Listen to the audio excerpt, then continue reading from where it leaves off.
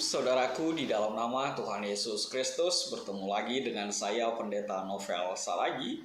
Firman Tuhan yang menyapa kita pada saat ini tertulis dalam Keluaran 15 ayatnya yang ke-19 sampai ayatnya yang ke-21. Namun sebaiknya kita bersatu dulu di dalam doa. Kita berdoa.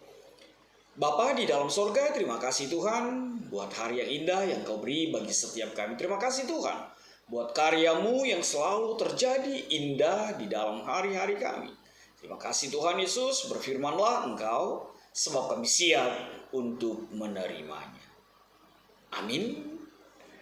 Shalom saudaraku, di dalam nama Tuhan Yesus Kristus. Firman Tuhan seperti saya sebut tadi tertulis dalam Keluaran 15 ayatnya yang ke-19 sampai ayatnya yang ke-21 di minggu kantate ini dengan tema bernyanyilah bagi Tuhan. Begini firman Tuhan. Ketika kuda Firaun dengan keretanya dan orangnya yang berkuda telah masuk ke laut, maka Tuhan membuat air laut berbalik meliputi mereka. Tetapi orang Israel berjalan di tempat kering dari tengah-tengah laut. Lalu Miriam, Nabiah itu, saudara perempuan Harun, mengambil rebana di tangannya, dan tampillah semua perempuan mengikutinya memukul rebana serta menari-nari. Dan menyanyilah Miriam memimpin mereka. Menyanyilah bagi Tuhan, sebab ia tinggi luhur. Kuda dan penunggangnya dilemparkannya ke dalam laut. Demikian firman Tuhan. Saudara-saudara yang diberkati dalam nama Tuhan Yesus Kristus, sahabat terbaik yang Tuhan hadirkan di dalam kehidupan, firman Tuhan ini begitu luar biasa hadir dalam kehidupan kita. Kenapa? Sebab memang sesuatu yang tidak bisa kita pikirkan, sesuatu yang tidak bisa atau pernah kita bayangkan terjadi, dan luar biasanya terjadi di depan mata kita. Bukankah itu menjadi sesuatu hal yang luar biasa ketika laut Teberau terbelah dua? Siapa pernah memikirkan itu?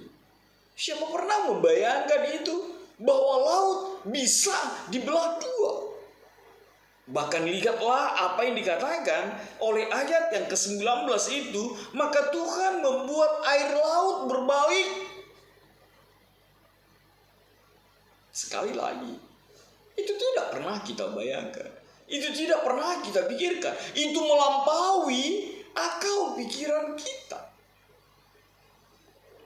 Tapi disinilah kita melihat begitu luar biasanya Yesus kita itu, begitulah luar biasanya Allah kita itu yang menguasai seluruh keberadaan di tengah-tengah dunia ini. Bahkan ketika falsafah, bahkan ketika pemahaman orang-orang saat itu di dunia perjanjian lama bahwa laut adalah sesuatu yang mengerikan, bahwa laut adalah sebuah keberadaan tempat yang paling menakutkan, yang paling mengerikan, yang paling membuat orang ketar-ketir, itu justru dibelah, itu justru dibuat berbalik oleh Allah kita di dalam kehidupan ini. Maka benarlah apa yang dikatakan oleh lirik lagu itu. Tuhan pasti sanggup. Kuatkanlah hatimu lewati setiap persoalan. Tuhan Yesus selalu menopangmu. Ya, memang dengan kualitas suara tidak seberapa, tapi pesan yang begitu luar biasa yang ingin dinyatakan oleh lirik lagu ini, bahwa Tuhan selalu ada ketika kita berada di dalam sebuah pergumulan, berada di dalam persoalan, berada di dalam situasi yang mengerikan di dalam kehidupan kita. Saya bacakan bait yang pertama itu.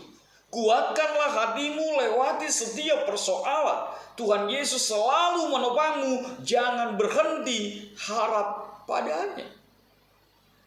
Tuhan Yesus selalu ada. Melewati setiap persoalan, melewati setiap pergumulan yang kita alami dalam kehidupan kita. Saudaraku, sahabat terbaik dalam kasih Kristus, kalau saat ini Anda berada di dalam persoalan, Anda berada di dalam pergumulan yang berat, Anda berada di dalam situasi dikejar-kejar, Anda berada di dalam situasi yang mencekam oleh pergumulan apapun di dalam kehidupanmu, ingatlah bahwa Tuhan selalu ada di dalam kehidupanmu, melewati setiap persoalan. Amin. Tuhan selalu ada. Dan hal yang luar biasa, mujizat Tuhan itu nyata. Sebab Tuhanmu, sebab Yesus kita adalah Allah di dunia perjanjian lama, perjanjian baru, dan pada saat ini bahkan nanti, yang membawa kita melewati setiap persoalan, yang mengawal kita, yang menuntun kita, seperti apa yang dinyatakan oleh kitab Mazmur 23 itu. Engkau memberikan makanan, hidangan di depan lawan-lawanku. Saudaraku, di dalam nama Tuhan Yesus Kristus, maka lihatlah apa yang terjadi ketika bangsa Israel berjalan di laut yang terbelah itu. Orang, kuda Firaun dan keretanya dan orang-orang yang berkuda masuk ke laut, lalu laut berbalik, maka tenggelamlah mereka. Maka mereka hanyut di dalam lautan itu. Siapa pernah menyangka hal itu bisa terjadi? Tapi sekali lagi di sanalah kemahakuasaan Allah itu. Dialah pengendali, dialah yang berkuasa atas segala sesuatu. Bahkan sesuatu yang paling mengerikan di dalam kehidupan kita. Dan lihatlah firman Tuhan begitu luar biasa menghadirkan dan menyoroti tema kita saat ini. Apa itu? Dikatakan lalu Miriam, Nabiah itu saudara perempuan Harun, mengambil rebana di tangannya, dan tampillah semua perempuan mengikutinya memukul rebana serta menari-nari. Antusiasme seorang perempuan Nabiah yang bernama Miriam. Melihat itu, dia takjub. Melihat itu, dia tidak mau tinggal diam. Dia tidak mau terpesona saja. Dia tidak mau hanya berada di dalam kekaguman itu. Tapi dia mengambil rebana. Lalu dia memainkannya. Dia bernyanyi. Dan hal yang luar biasa, perempuan-perempuan yang lain, bahkan dikatakan semua perempuan-perempuan itu mengikutinya, memukul rebana serta menari-nari. Begitulah sikap, begitulah keberadaan yang seharusnya dan semestinya bagi seseorang, bagi setiap pribadi yang selalu menyaksikan, yang selalu berada di dalam iman, bahwa Tuhan selalu ada, bahwa Tuhan selalu memberikan jalan keluar, bahwa Tuhan selalu melepaskan, bahwa Tuhan selalu memberikan keselamatan, bahwa Tuhan selalu menghadirkan karyanya di dalam kehidupan kita. Sikap orang beriman dinyatakan oleh seorang perempuan Nabiah yang bernama Miriam itu. Dia spontan, dia ambil rebana, lalu dia menari, lalu dia mengucap syukur, dan dikatakan ayat yang ke-21, dan menyanyilah Miriam. Ini spontanitas yang luar biasa. Ini kekaguman yang luar biasa. Ini keterpesonaan yang luar biasa menyaksikan karya Tuhan di dalam kehidupannya. Maka saudaraku, di dalam nama Tuhan Yesus Kristus, kalaupun kita terpesona, kalaupun kita kagum akan karya Tuhan di dalam kehidupan ini, tunjukkanlah sikapmu. Berikanlah bukti, hamparkanlah bagaimana seharusnya sikap seorang pribadi yang menyaksikan karya Tuhan di dalam kehidupannya. Miriam dikatakan mengambil rebana, menari, lalu dia bernyanyi. Saudaraku, dalam nama Tuhan Yesus Kristus, kalau kita lagi terpesona, kalau kita lagi kagum, apa yang kita lakukan? Mengucap syukurkah kepada Tuhan? Berterima kasihkah kepada Tuhan? Atau justru keangkuhan, kesombongan, dan keegoan kita yang muncul? Tapi Miriam mengajar kita. Dia bernyanyi untuk menyatakan bahwa begitu luar biasanya karya Tuhan di dalam kehidupannya. Dan Miriam bernyanyi ingin mengatakan bahwa tanpa Tuhan, bahwa tanpa penyertaan Tuhan, bangsa itu, Miriam sendiri, akan tenggelam ke tubir laut yang paling dalam, akan tenggelam oleh pergumulan, oleh persoalan yang dia alami di dalam kehidupan ini. Maka sebenarnya Miriam ingin berkata kepada kita bahwa di dalam nyanyiannya ingin mengatakan bahwa kita harus memelihara dan mengabadikan ingatan akan karya ajaib Allah itu di dalam kehidupan kita. Artinya apa? Miriam ingin mengatakan nyanyiannya untuk kekaguman pada saat itu. Lalu yang kedua untuk menyatakan bahwa hal itu harus menjadi sesuatu yang diingat terus-menerus di dalam kehidupan orang percaya. Artinya Miriam ingin mengatakan bahwa karya Tuhan itu bukan hanya bicara kemarin, tapi juga saat ini, bahkan nanti. Bukankah itu yang dinyatakan oleh kuat kuasa Yesus dalam kehidupan kita? Yesus memberikan keselamatan itu, Yesus memberikan kebangkitan itu, dan Yesus memberikan surga nyata di dalam kehidupan kita. Artinya apa? Begitulah karya Tuhan di dalam kehidupan kita, dan mestilah kita untuk bernyanyi, mengingat kebaikan Tuhan, mengingat karya Tuhan, dan biarkanlah karya itu tetap abadi di dalam kehidupan orang beriman, di dalam kehidupan orang percaya. Lalu apa yang berikut yang bisa kita lihat dalam situasi itu? Lihatlah ketika Miriam memukul rebana serta menari. Lihatlah ketika Miriam bernyanyi, sama seperti dengan nama minggu kita, Minggu Kantate, bernyanyi. Nyanyiannya, gerakannya, tariannya diikuti oleh perempuan lain. Apa yang mau dinyatakan dalam situasi itu? Saudara yang berkati dalam nama Tuhan Yesus Kristus, Miriam ingin mengajar kita dalam hal apa? Biarlah pujianmu, biarlah nyanyianmu juga menjadi gerakan, juga menjadi kesaksian, sehingga orang lain juga turut serta denganmu mengaminkan, mengakui karya Tuhan yang terjadi di dalam kehidupannya. Bahwa semua itu bukan karena kuat dan hebatnya, tapi semua hanya karena karya Tuhan semata.